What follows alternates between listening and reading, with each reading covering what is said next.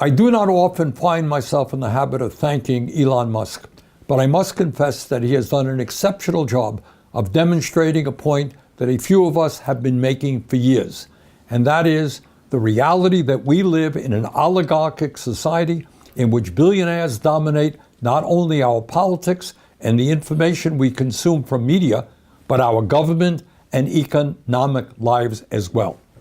That has never been clearer than it is today. But given the news and attention Mr. Musk has been getting over the last few weeks as he illegally and unconstitutionally dismantles government agencies, I think it is an appropriate time to ask the question that the media and most politicians don't seem to be asking. What do he and other multi-billionaires really want? What is their endgame? In my opinion, what Musk and those around him are aggressively striving for is not novel, it is not complicated, and it is not new.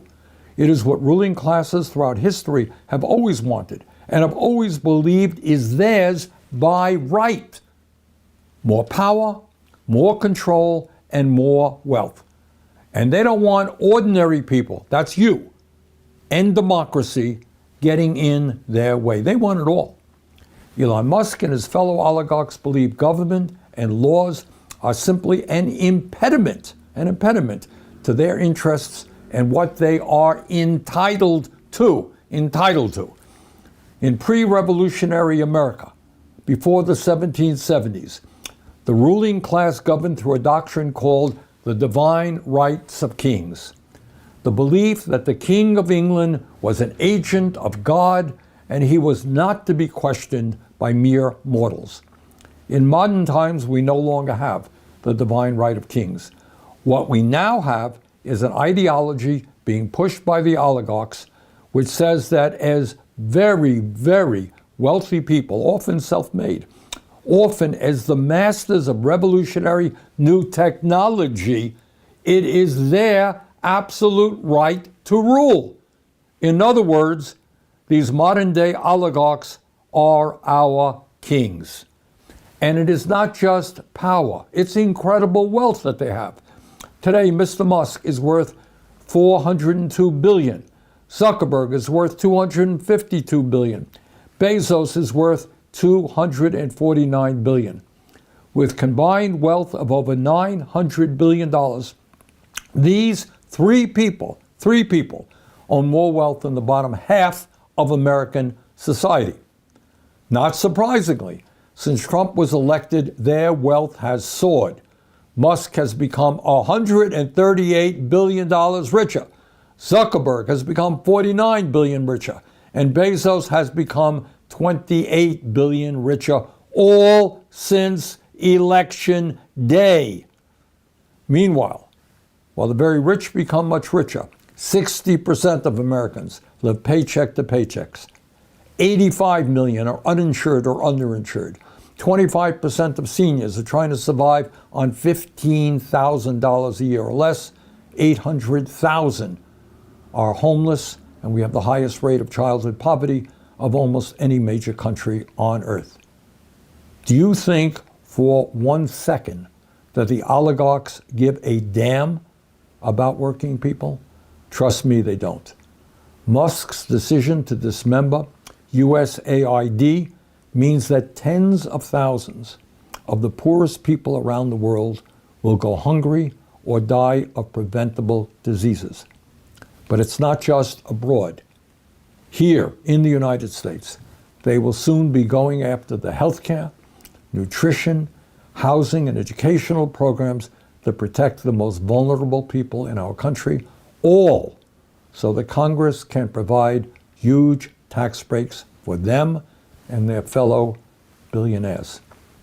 As modern-day kings who believe they have the absolute right to rule, they will sacrifice, without hesitation, the well-being of working people to protect their interests. Further, they will use the enormous media operations they own to deflect attention away from the impact of their policies while they entertain us to death. Mr. Musk owns Twitter. Mr. Zuckerberg owns Meta, which includes Facebook and Instagram. and Mr. Bezos owns the Washington Post and Twitch. Further, they and their fellow oligarchs will continue to spend huge amounts of money to buy politicians in both major political parties. Bottom line, the oligarchs, with their enormous resources, are waging a war against the working class of this country, and it is a war that they are intent on winning. Now, I'm not going to kid you. The problems this country faces right now are extremely serious. The economy is rigged. Our campaign finance system is corrupt. And we are struggling to control climate change, an existential threat to our planet, among many, many other important issues. But this is what I do know. The worst fear that the ruling class in this country has is that Americans, black, white, Latino, urban and rural, gay and straight, young and old, that all of us will come together to demand a government that represents all of the people in our country, not just the wealthy few. The oligarch's nightmare is that we will not allow ourselves to be divided up by race, religion, sexual orientation, or country of origin, and will together have the courage to take them on. Will this struggle be easy? Absolutely not. And one of the reasons for that is that the ruling class of this country will constantly remind you that they have all the power. They control the government, they own the media. You want to take us on? Good luck, they will say. There is nothing you can do about it. But our job right now, in these very difficult times, is to not forget the great struggles and sacrifices that millions of people have waged over the several centuries to create a more democratic, just, and humane society. Think about it. Over the last number of centuries, how many people have stood up and fought? And when they were doing that, you know what their contemporaries said? They said, hey, you want to overthrow the King of England to create a new nation and self-rule? Forget about it. Impossible. You want to establish universal suffrage, right of all people to vote? Impossible. Can't happen. You want to end slavery and segregation? Impossible. You want to grant workers the right to form unions and end child labor? Can't be done. Impossible. You want to give women control over their own bodies? Who are you kidding? Impossible. Can't be done. You want to pass legislation to establish Social Security, Medicare, Medicaid, a minimum wage, clean air and water standards? Impossible.